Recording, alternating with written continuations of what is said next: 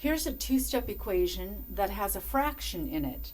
A lot of the time we look at a fraction and we're worried that it's going to be difficult, but that's what the algebra is for, to bring us to the solution.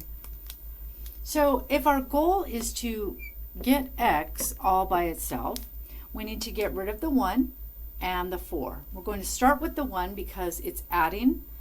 Always start with a number that's adding or subtracting from the variable. So here I go. I'm going to subtract 1 from this side of the equation. 1 minus 1, of course, makes that go away to 0. You're allowed to do it as long as you remember to do the exact same thing on the right-hand side. So let's bring down those results.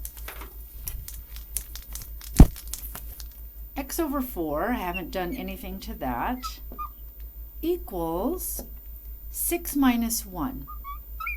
So it's like you have a new equation. We're a little bit closer, though, to the solution. Let's get rid of the 4. It's dividing.